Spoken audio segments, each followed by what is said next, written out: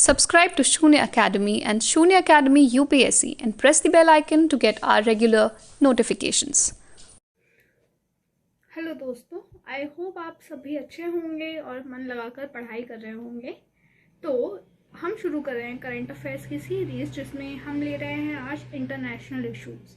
तो हम आज इंटरनेशनल इश्यूज पर बात करेंगे और साथ ही समझेंगे कुछ आसपास की न्यूज़ जो आपके एग्जाम्स के लिए आपके लिए बहुत इंपॉर्टेंट होंगी। तो चलिए शुरू करते हैं पहले क्वेश्चन से। पहला क्वेश्चन है, इन जनवरी 2022 which country took over the G7 presidency, यानी कि G7 प्रेसिडेंसी की अध्यक्षता किसने ली है 2022 में। तो ये कंट्री है Germany. Germany is the country having the G7 presidency. उसके अलावा हम जान लेते हैं G7 में कौन कौन सी कंट्रीज आती हैं। तो G7 में कंट्रीज आती हैं USA, Canada, United Nations, Italy, Japan, France और जर्मनी। ये 7 कंट्रीज इसमें आती हैं। और साथ ही ये जानना ज़रूरी है कि ये जितनी भी G7 कंट्रीज हैं ये सभी G20 का भी पार्ट है। इसके अलावा G7 का कोई भी एक ऑफिशियल हेडक्वार्टर नहीं है, सेक्रेटेरिएट नहीं है। और 2021 में इसकी प्रेसिडेंसी किसके पास थी? तो वो थी यूके के पास। इसके अलावा जैसे आज ये G7 है, इससे पहले ये G8 हुआ करता था। तो फिर वो एक कंट्री कौन सी थी? वो था रशिया। फिर उसके बाद 2014 में जब रशिया ने क्रीमिया पर अटैक किया तो रशिया को इस ग्रुप से निकाल दिया गया और ये बन गया G7। ठीक है, तो हम चलते हैं अपने अगले क्वेश्चन की तरफ। हमारा अगला क्वेश्चन है, scientist from which country have recently discovered a new type of quasi crystal one with 12 folds symmetry. So quasi crystals क्या होते हैं? जैसे क्रिस्टल्स होते हैं जिसमें जितने भी एटम्स हैं वो एक रिपीटेड पैटर्न पे सेट होते हैं।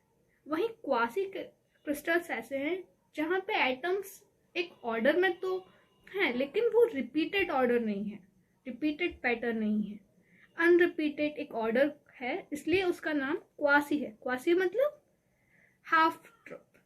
तो ये हमने ढूंढा है यूएस से। और यूएस की कौन सी वो साइट है? वो है नॉर्थ सेंट्रल नेब्रास्का। ये नाम आपको आ सकता है एग्जाम में, तो इसका ध्यान रखना है।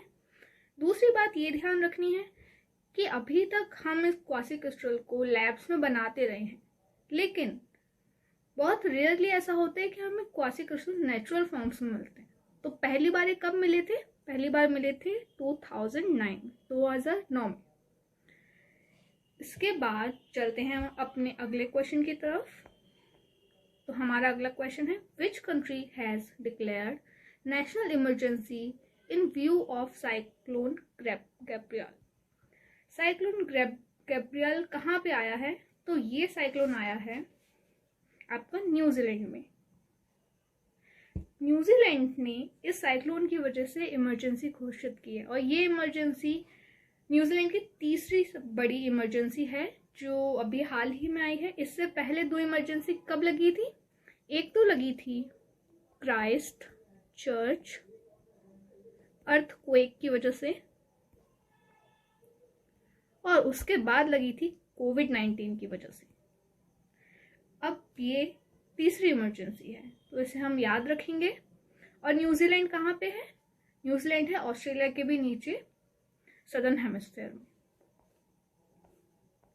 इसके बाद हमारा क्वेश्चन है, which company's chief business officer यानी कि CBO Marni Levin has resigned from the company after 13 years. आप जानते हैं कि कॉर्पोरेट वर्ल्ड में इस समय ले ऑफ चल रहा है। तो वो कौन सी ऐसी कंपनी है जिसकी CBO ने 13 साल बाद रिजाइन किया है? वो कंपनी है मेटा।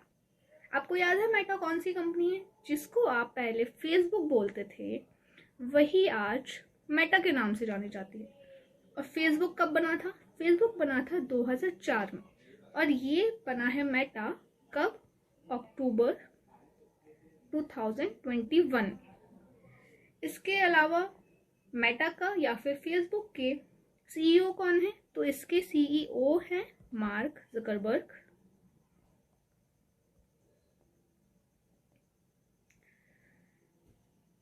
तो इस कंपनी ने, मेटा ने, अपने 13 साल पहले की सीबीओ को रिजाइन करवाया है। ठीक है, इसके बाद हम चलते हैं अपने नेक्स्ट क्वेश्चन पे। ये है, who will be the chief guest at 74th Republic day function of India.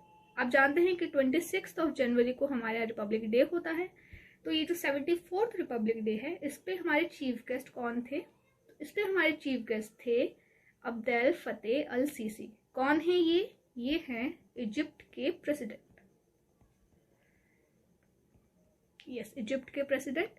और ये पहली बार है जब इजिप्ट के प्रेसिडेंट को हमने अपने रिपब्लिक डे में बुलाया है। तो इसके अलावा 26 जनवरी को ही हम रिपब्लिक डे क्यों मनाते हैं? तो इसका एक रीज़न है कि जब 26 जनवरी 1930 की बात है, जब हमारी आईएनसी यानी कि इंडियन नेशनल कांग्रेस ने पूर्ण स्वराज की घोषणा की थी। पूर्ण स्वराज, इसलिए ही हम 26 जनवरी को रिपब्लिक डे मनाते हैं। कितने साल हो गए हैं? 74। ओके, तो अब हमारा अगला क्वेश्चन है, who among the following created the first scientific map of Atlantic ocean floor. जो अटलांटिक ओशन है उसके फ्लोर की मैपिंग सबसे पहले किसने की है? तो इसकी फ्लोर की मैपिंग की है Marie Tharp. Yes, Marie Tharp. कौन है ये? मैरी थार्प एक अमेरिकन जियोलॉजिस्ट है और इन्होंने ही सबसे पहले इसकी मैपिंग की है।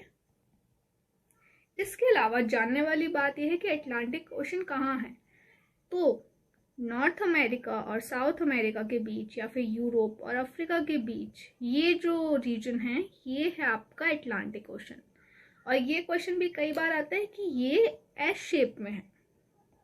यस, ये एस शेप में है, जो कि आइसलैंड तक जाता है और नीचे सदर्न ओशन तक ये फैला हुआ। और ये सेकंड लार्जेस्ट ओशन है, किसके बाद? प्रशांत महासागर या फिर पैसिफिक ओशन के बाद सेकंड लार्जेस्ट ओशन है।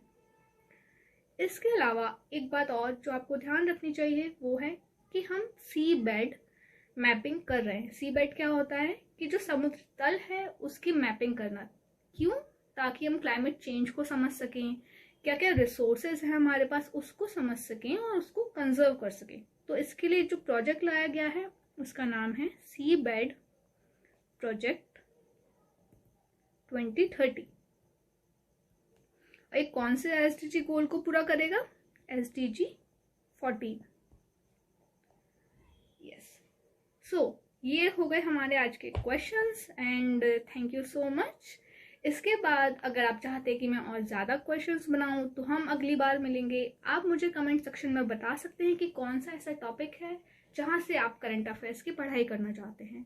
करंट अफेयर्स के साथ ही अगर आप चाहते हैं कि मैं स्टैटिक क्वेश्चंस पे भी वीडियोस बनाऊं तो आप उसकी भी बात कह सकते हैं। और हम इसके बाद और कई वीडियोस बनाएंगे कई मज़ेदार करंट अफेयर्स के साथ। ठीक है, तो जाते जाते मैं आपके सामने एक क्वेश्चन छोड़ के जा रही हूँ जिसको हम अगले वीडियो में आंसर करेंगे। क्वेश्चन क्या है? Who is the first female astronaut from Saudi Arabia who will be sent on the international space station ISS। तो इंटरनेशनल स्पेस स्टेशन में पहली सऊदी महिला कौन है जो जाने वाली हैं? इसका आंसर हम देखेंगे अपनी नेक्स्ट वीडियो में। तो thank you so much guys and stay tune, we will meet in the next video. Thank you.